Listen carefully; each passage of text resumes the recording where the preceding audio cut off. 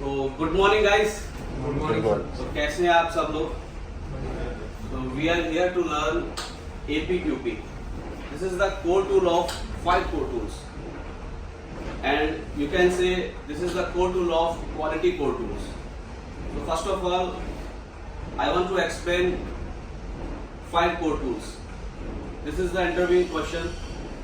First is APQP. You can note down. Second is PPAP. Third is FMEA. Fourth is SPC. And fifth is MSA. 5 core tools of quality.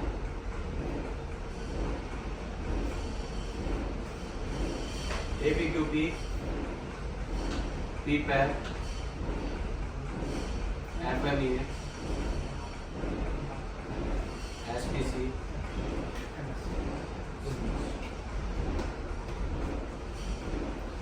अगर आपको इन 5 core tools की अच्छे से knowledge है, 2 तरह की knowledge होती है। देखो, एक होता है कि हमें इसकी फुल फॉर्म पता है, इसका इंट्रोडक्शन पता है और बेसिक्स पता है। एक नॉलेज होती है कि हमको APQP की फाइल दे दी जाए या APQP बोल दिया जाए, हम पूरी फाइल कंप्लीट कर देंगे। और क्या होता है कि हमको उसकी बारीकियां पता है कि किस डॉक्यूमेंट का किस डॉक्यूमेंट से लिंक है और कौन सा डॉक्यूमेंट कब बनाया जाता है। आपको एक मास्टर फाइल दे दी जाए तो आप उसको पूरी कॉपी पेस्ट करके दूसरी फाइल तैयार कर देंगे, लेकिन आपको ये नहीं पता कि मैं ये बना क्यों रहा हूँ, क्योंकि आप उसे एज ए वर्क ले रहे हो कि बस ये मुझे खत्म करना है, फाइल बना के देनी है। लेकिन आपको साथ साथ ये भी पता होना चाहिए मैं डॉक्यूमेंट बना क्यों रहा हूँ, इसका फायदा क्यों है, इसका क्या यूज है। ठीक है, तो अब मैं यहाँ लिखने वाला हूँ उनकी full form. Advance product quality planning. Product quality planning. PPAP, production part approval process. FMEA, failure mode and effect analysis. SPC, static process control. MSA, measurement system analysis. These are 5 core tools with full forms. Okay. तो today we cover APQP. आज हम लोग जो cover करने वाले हैं वो APQP को करने वाले हैं। आप लोगों की क्वेरीज थी कि APQP के बारे में आप लोगों को समझना है, तो आज मैं आपको APQP क्लियर करूँगा। फाइल बनती है कम से कम।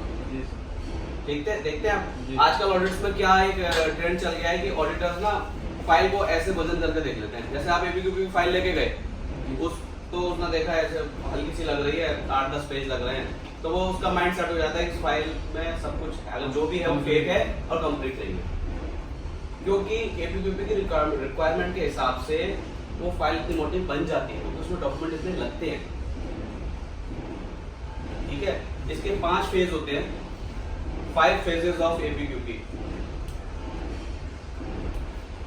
5 फेज लिखेंगे हम APQP में। पहला फेज लिखेंगे प्लान एंड डिफाइन प्रोग्राम। मैं इसको रफ कर देता हूं।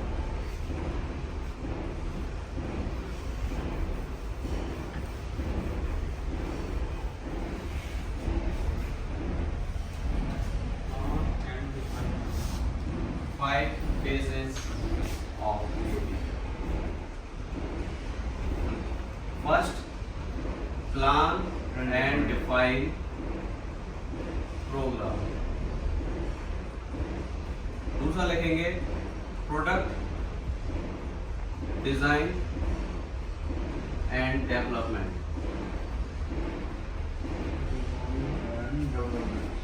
तीसरा लिखेंगे process design and development, assessment and corrective action. These are 5 phases of APQP. ये इंटरव्यू में पूछे जाने वाला सबसे अच्छा फीडबैक असेसमेंट है sir. Feedback assessment and corrective action interview में सबसे ज्यादा पूछा जाता है। ये 5 फेज बताओ APQP के, तो आपको पता होने चाहिए कि 5 फेज कौन से होते हैं, आपको मुंह पर रटे होने चाहिए। कई इंटरव्यू हम जैसे मैं भी लेता हूँ तो मैं बोलता हूँ लोगों को 5 फेज बताओ, वो जो गड़बड़ करते हैं ना वो इन दोनों में कर देते हैं, दूसरे और तीसरे में। किसको दूसरे में बताना है, किसको तीसरे में बताना है। बता तो देते हैं पांचों, एक पांचों बताना और एक सीरीज से बताना, दोनों में फर्क है, क्योंकि आपको बताने भी ऐसे ही है क्रम से। हाँ, क्योंकि कोई भी काम जब तक ऊपर वाला नहीं होगा दूसरा वाला हो ही नहीं सकता। एक के बाद एक का प्रोसेस ऐसा नहीं, आपको जैसे 5S में लोग नहीं बता देते हैं सेरी, सीतोन, सीसे, सिकेसु, सिसुके, लेकिन ये तो था क्रम। लेकिन जब किसी से पूछा जाता है एक सेरी होगा, सिकेसु होता है, सीतोन होता है, ऊपर नीचे बता देते हैं, लेकिन वो सबका यूज वो भी एक दूसरे से लिंक है। 5S भी दूसरे वाला 5S अपने पहले वाले से जुड़ा हुआ है, ठीक है। तो पहला फेज है प्लान एंड डिफाइन प्रोग्राम, दूसरा फेज है प्रोडक्ट डिजाइन एंड डेवलपमेंट, तीसरा फेज है प्रोसेस डिजाइन एंड डेवलपमेंट, चौथा है प्रोडक्ट एंड प्रोसेस वैलिडेशन और पांचवा है feedback assessment and corrective action. जब भी कोई कंपोनेंट, जब भी कोई पार्ट या जब भी कोई सैंपल या जब भी कोई ड्राइंग आपके पास डेवलपमेंट के लिए आती है तो वहां से आपकी कार्यवाही शुरू हो जाती है डेवलपमेंट की, ठीक है। आपको कोई भी पार्ट डेवलप करना है, सपोज दैट आप इस पार्ट को, ये आपकी कंपनी का प्रोडक्ट है, आप इसे डेवलप करते हैं, ठीक है। तो इसकी जो इनिशियल प्रिपरेशन रही होगी वो क्या रही होगी, वो माइंड में सेट करनी है, कैसे कैसे रही होगी वो। ये पार्ट ऐसे ही मार्केट में नहीं आ गया होगा, ठीक है। सबसे पहले कस्टमर ने आपसे इंक्वायरी की होगी कि जी मेरी ये ड्राइंग है, ये कंपोनेंट है, क्या आप इसे बना सकते हैं। तो क्या रहा है, इसको बोलते हैं कस्टमर इंक्वायरी। वो इंक्वायरी या तो आजकल टेलीफोनिक हो जाती है, ऑन कॉल हो जाती है, या मेल से हो जाती है। LOI बोलते हैं ना सर जी? नहीं, अभी वो बात में आएगा। तो सबसे पहले इंक्वायरी आई, मेल पे आ गई, ठीक है। This part name, this part number, इसके इतने पीस चाहिए, ये कंपोनेंट है, आप देख लीजिए। आपको इंक्वायरी आ गई, आपने सबसे पहले फेज में बात कर रहे हैं बस अभी हम, और हम सबको भूल जाएंगे। इंक्वायरी आई, हमने उसके बाद उस इंक्वायरी को अपने कस्टमर इंक्वायरी रजिस्टर में चढ़ा दिया कि मेरे पास इस ABC कस्टमर से इस पार्ट को लेके इंक्वायरी है। क्लियर? अब आपका काम शुरू। अब आप क्या करेंगे, जो ड्राइंग आई है उसको आप रिव्यू करेंगे। जरूरी नहीं है ना कि कोई भी कंपोनेंट आएगा या कोई भी कस्टमर आएगा आप उसको बना ही दोगे। आपके पास प्रेस शॉप है, प्लास्टिक का कंपोनेंट आ जाए, बन जाएगी? नहीं।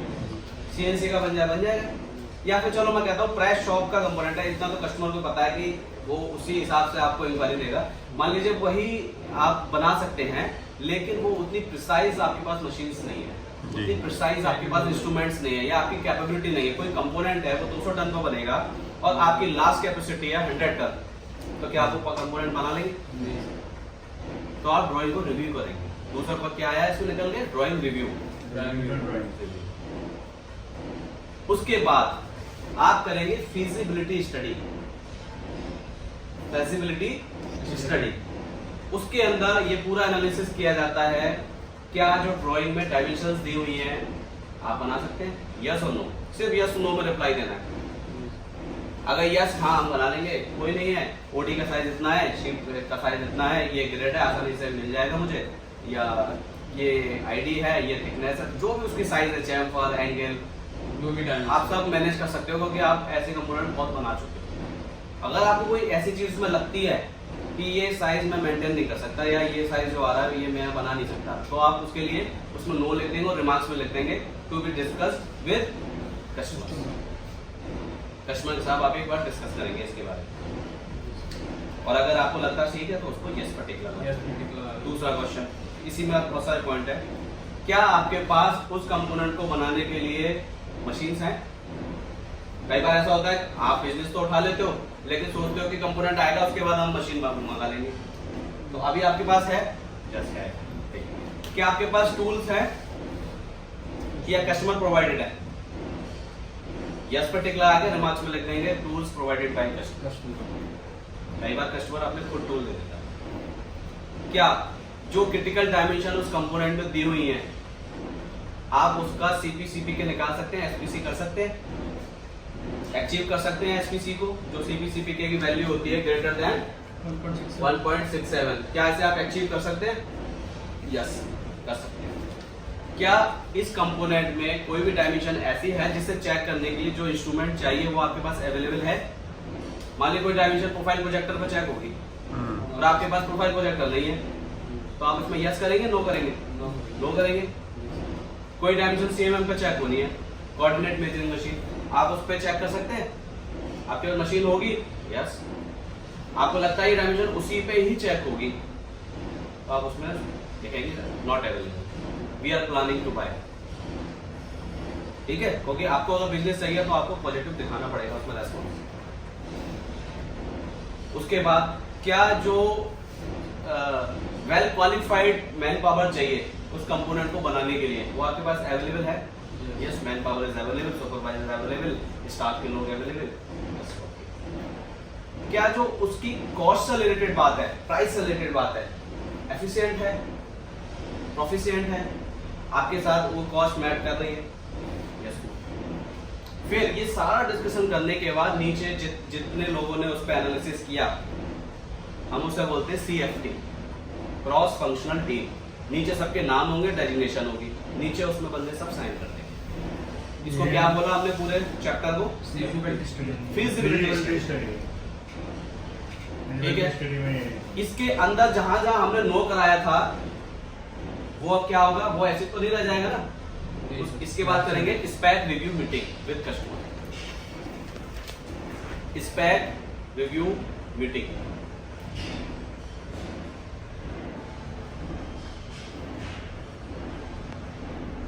With customer. उस मीटिंग में ये निकल के आएगा कि जी ये हमारी क्वेरीज थी, कस्टमर से आपने शेयर की, कस्टमर उसकी आपको हेल्प करेंगे। जो भी बीच का रास्ता निकलेगा कस्टमर और सप्लायर के बीच में।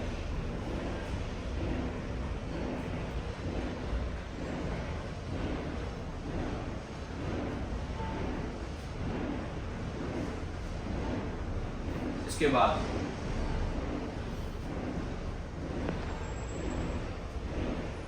आप अपनी CFT तैयार करेंगे। If component is feasible then, अगर आपको लगता है कंपोनेंट में बना सकता हूं तब आप आगे की प्रिपरेशन स्टार्ट करेंगे। अगर ये बात वहीं पर रुक गई तब आप पूरे चैप्टर क्यों करेंगे? नहीं करेंगे। आपको लगता है कि मेरे है ही नहीं, मैं कर ही नहीं सकता, तो वो वहीं क्लोज हो गया। आपको लगता है कि मैं कर सकता हूँ, अभी चांस है, क्योंकि अभी एक बात एक जगह आके और रुकेगी। अभी एक बात एक जगह इसी फेज में और रुकेगी जहाँ पे मोस्टली डेवलपमेंट रुक जाती है, उससे आगे एपीक्यूपी होता ही नहीं। एक तो यहाँ रुकता है फिजिबिलिटी स्टडी के टाइम पे, एक जगह और रुकता है, वो आपको बता। आपने CFT बना ली, टीम बना ली, भाई इतने लोग हैं, ये डेजिग्नेशन पे ये डिपार्टमेंट के लोग हैं, ये हमारी को इसमें मदद करेंगे डेवलपमेंट, इस पार्ट को डेवलप करने में। ठीक है, CFT बन गई। उसके बाद आप कस्टमर को क्या भेजेंगे? कोटेशन। आप अपना प्रोसेस का खर्चा लगा के, मैन पावर का खर्चा लगा के, आने जाने का, ट्रांसपोर्ट का खर्चा लगा के, लाइट का, इलेक्ट्रिसिटी का, अगर प्लांट रेंट पे है तो उसका, बहुत सारी चीज होती है इसके अंदर जो कॉस्ट एस्टिमेशन पे काम करते हैं, वो इसका प्राइस निकाल के देते हैं कि ये पार्ट जो है 10 रुपए का बनेगा या 15 रुपए का बनेगा। आपने कोटेशन अपनी निकाली, अपना प्रॉफिट रख के आपने कस्टमर को शेयर किया, कोटेशन सेंड टू कस्टमर। अब मोस्टली बात यहाँ होती है, कस्टमर के पास 3 जगह से कोटेशन पहले से आ रखी है। कोई आपने 15 की दी, उसको कोई 13 में भी दे रहा है, कोई 14 में भी दे रहा है, लेकिन 13, 14 और आपने दी 15 में, इन तीनों कुछ ना कुछ तो गैप होगा। 15 वाला हो सकता है IATF सर्टिफाइड है, मेज से ग्रीन है और 15 रुपए का दे रहा है। वेल क्वालिफाइड लेबर है, वेल क्वालिफाइड स्टाफ के लोग हैं, मशीन बहुत प्रिसाइज हैं, इंस्ट्रूमेंट्स हैं सारे अवेलेबल, और उसके जो मार्केट वैल्यू बहुत अच्छी है, मार्केट का जो रेस्पॉन्स है बहुत अच्छा है। तो यहाँ पे कस्टमर एक बार सोचता है कि अगर वो 13 का दे रहा है, 15 का दे रहा है, मेरे को इतनी सारी चीज और मिल रही है। 13 वाला जो बनता है वो ISO सर्टिफाइड है, वो भी फेक वाला, कोई ऑडिट नहीं। शॉप फ्लोर पे 5S मेंटेन नहीं। रिजेक्शन का ट्रेंड देखा, उसकी ऑडिट हुई, उसमें भी कुछ ज्यादा इंप्रूव नहीं थी, बंदे भी उसके ऐसे ही रहते हैं, लेवल 2 के बंदे। तो वहां पे बंदा सोचता है, देखो जिसको सिर्फ कॉस्ट पे काम करना है वो 13 वाले को डन कर देगा। ये कल्चर अगर आप जापानीज के साथ करेंगे वो 15 वाले को डन करेगा, और हो सकता है आपको 14 और 15 के बीच में 14.5 पे लिया है या 14 पे लिया है, 13 वाला तो वो एक्सेप्ट नहीं करेगा जापानीज होगा तो, जापानीज कंपनी के साथ, क्योंकि वहां पर तो उनका आपने देखा ऑडिट की चेकशीट, पहले तो वो क्लियर करो तभी तो डेवलपमेंट आई आपके पास, ठीक है। वो उनका जो क्राइटेरिया है वो बहुत टफ है, जापानीज कल्चर का आपको आपने ऑडिट फेस करिए सब। तो आपकी जो डेवलपमेंट है वो डिपेंड करेगी कोटेशन पे, कोटेशन कैसे भी करके आपकी पास हो जाती है, जो भी कस्टमर से आपके फाइनलाइज हुआ, ठीक है जी। पैसों का मामला हो गया। इसके बाद कस्टमर आपको क्या देगा, PO। अब आपसे माल खरीदेगा ना, परचेज ऑर्डर, परचेज ऑर्डर दे दिया उसने कि चलो जी 5000 पीस भेजो, अब आपकी काम शुरू। अब आप क्या करेंगे, आप देखेंगे अपने कंपोनेंट्स में कोई चाइल्ड पार्ट तो नहीं लग रहा, कोई असेंबली तो नहीं है, क्या क्या अरेंज करना है मुझे इसके लिए, तो क्या लगाएंगे, बॉम, बिल ऑफ मटेरियल। उसके बाद lesson learn sheet, lesson learn sheet, LEARNT, learn sheet. आपने पास्ट डेवलपमेंट जितनी भी की है उससे आप क्या सीखे, उसमें क्या क्या क्वेरीज थी, वो एक जगह नोट डाउन करेंगे इस शीट में। हाँ, लेसन लर्न, क्योंकि हर डेवलपमेंट से आदमी कुछ सीखता है। सब फॉर्मेट हो गया ना। हाँ, सबके फॉर्मेट्स हैं, वो सब इतने तो वो अभी पहला फेज खत्म नहीं हुआ, इतने फॉर्मेट तो अभी इसमें बन गए, अभी मेन अभी तो रह रहे हैं फेज, कितने फॉर्मेट करेंगे इसके अंदर। लेसन लर्न शीट हो गई। देन लेसन शीट में क्या करते हैं सर? इसमें फॉर्मेट जब देखेंगे ना आपको क्लियर होगा कि मेरी लास्ट डेवलपमेंट इस कंपोनेंट की थी, इसमें ये प्रॉब्लम मुझे आई थी, उसका ये रूट कॉज निकला था, उसके लिए मैंने ये एक्शन लिया था, ताकि आप जब न्यू डेवलपमेंट करेंगे वो गलती तो नहीं दोहराएंगे। जो चीज पहले गलती कर ली, आपको पता है यहाँ से मैं अगर नीलम पे जाऊंगा, बीच में रास्ता खराब है, कल होके आए हो आप, तो आप मुझे रिकमेंड करोगे सर वहीं से ही चले जाओ, नहीं ना, आप बोलोगे सर वहाँ पे ये इशू मैं कल देख के आया, खत्म कर।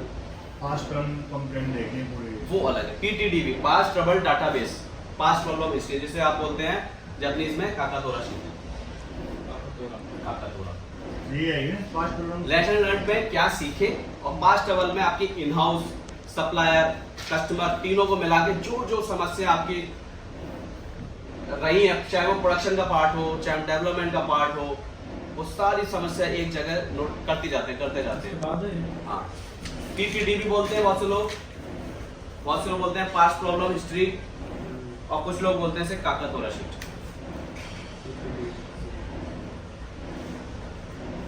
देन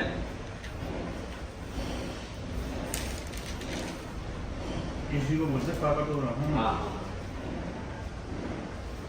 इसके बाद आपका आता है APQP मैट्रिक्स। अभी सर हम पहले नहीं चल रहे हैं, पहले नहीं चल रहे अभी, क्लियर। नेक्स्ट है APQP मैट्रिक्स। APQP मैट्रिक्स, इस डॉक्यूमेंट के माध्यम से हमको इतनी लंबी जर्नी अभी तय करनी है डेवलपमेंट की, 5 फेज कवर करने हैं, तो सबसे पहले हमें ये डिफाइन करना पड़ेगा कि कौन सा काम कौन करेगा। तो इसमें क्या डिफाइन किया जाता है, प्राइमरी रेस्पॉन्सिबिलिटी और सेकेंडरी रेस्पॉन्सिबिलिटी। जब आप यही नहीं क्लियर करेंगे कि कौन से काम को कौन करेगा, और इंक्वायरी आएगी कौन रिसीव करेगा, कोटेशन कौन भेजेगा, PO कौन रिसीव करेगा, कंट्रोल प्लान कौन बनाएगा, FME कौन बनाएगा, तो बहुत सारी चीज इसके अंदर आएंगी। वो काम कौन करेगा, प्राइमरी कौन करेगा, अगर वो अवेलेबल नहीं है और वो नहीं कर पा रहा तो सेकेंडरी किसकी जिम्मेदारी है, Responsibility defined primary secondary. Primary और सेकेंडरी कि एपीक्यूपी के अंदर अगर इतनी सारी चीज है तो कौन सा बंदा प्राइमरी है, कौन सा बंदा सेकेंडरी। ये बाद में बनेगी एपीक्यूपी मैट्रिक्स इन सब फेस से हाँ। जो आपने बताया। ये जो एपीक्यूपी मैट्रिक्स का फॉर्मेट है, हर डेवलपमेंट में बनाने की जरूरत नहीं है कि हर कंपोनेंट ये एक बार बनता है। एक बार आपने बना दिया, मेरा ये स्ट्रक्चर है, ये मेरा ये स्टैंडर्ड है और ये मैंने फिक्स कर दिया, ये इसके लिए है, इसके लिए ये, इसके लिए ये काम करेगा, ये बंदा ये काम करेगा। ये तो एक बार है, आप कोई भी आप कंपोनेंट आ जाए, आप उसी का फोटोकॉपी या उसका प्रिंट आउट उसके साथ लगा दीजिए, ये स्टैंडर्ड है, पर एक बार जरूर बनाना पड़ेगा एपीक्यूपी मैट्रिक्स। इसके बाद जो एपीक्यूपी की एक्टिविटी है, जहां से आपका ऑडिटिंग शुरू होती है, जहां से ऑडिटर वो एक पेपर लेके आपका वेरीफाई करता है, वो होता है APQP time plan. APQP time plan, APQP time plan के अंदर सारी एक्टिविटी होती है जो एपीक्यूपी मैट्रिक्स में लिखी होंगी। हर फेज में, प्लान डिफाइन प्रोग्राम में, प्रोडक्ट डिजाइन में, प्रोसेस में, प्रोसेस वैलिडेशन और फीडबैक असेसमेंट करेक्टिव एक्शन में, इन सब में जितने भी इनके सब फेज हैं, सब पॉइंट हैं, वो इसके अंदर जैसे ए है, पहला डिफाइन है, इसमें हो सकता है ए से लेके बी सी डी, इसमें एच तक है।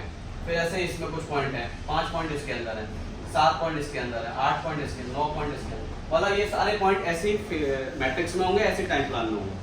टाइम प्लान में क्या होगा, आप प्लान करेंगे कि मैं कौन सी एक्टिविटी कब करूंगा, कौन सी एक्टिविटी कब करूंगा। आपको कलर कोड देना पड़ेगा कि प्लान होगा अगर तो मैं ग्रीन कर दूंगा, डन करूंगा येलो कर दूंगा, और अगर मेरी कोई एक्टिविटी डिले हो गई है, मैंने प्लान करी थी कि अप्रैल के फर्स्ट वीक में कर दूंगा और मैंने वो अप्रैल के फर्स्ट वीक में कर दी तो ठीक है, अगर नहीं कर पाया तो मैं रेड कर दूंगा और नीचे डिटेल लिख दूंगा डिले की, डिटेल्स ऑफ डिले। ये एक्टिविटी डिले क्यों हुई, कोई ना कोई रीजन रहा होगा, वो यहाँ पे आप टाइप कर देंगे करके नीचे सबसे लास्ट के पेज पे। जैसे कि डिवीजन हिस्ट्री डालते हैं ऐसे। हाँ ऐसे, हाँ से तो 3 कलर आपको नीचे लीजेंड देने पड़ेंगे, प्लान का, डन का और डिले का। कलर तो शायद एपीक्यूपी से पहले ग्रीन दे दिया, जब डन होता तो उसी के बगल वाला भरते हैं ना। हाँ उसमें स्टेटस लिखा होता है, स्टेटस प्लान, यहाँ पे आपने प्लान किया, डन, यहीं पे आपने डन किया। अगर मान लो ये पहला वीक था ना, अगर मान लो ये एक्टिविटी यहाँ हुई है तो यहाँ ना करके यहाँ होगी और इसकी डिटेल देंगे क्यों डिले। ठीक है, हर चीज का प्लान करना है एपीक्यूपी के अंदर, इसलिए उसका नाम है, जो उसकी हेडिंग है एपीक्यूपी टाइम प्लान। ठीक है, अगर डिले हो जाएगा तो इशू नहीं होंगे सर, अगर जैसे ऑडिटर देखा नहीं डिले हो गया और आपने मेंशन नहीं किया, Reason- सिर्फ डॉक्यूमेंट अपडेट करें तो इशू है। रीजन बताना। डिले हो गया तो सबको पता है, कोई भी काम प्लानिंग के तहत नहीं चलता। आपने आज करा प्लान और आज ही हो गया। डेवलपमेंट आप देखिए, आपकी सितंबर में मान लीजिए 22 में कोई कोटेशन पास हुई थी, पीओ हो सकता है वो पार्ट आज तक डेवलपमेंट में हो,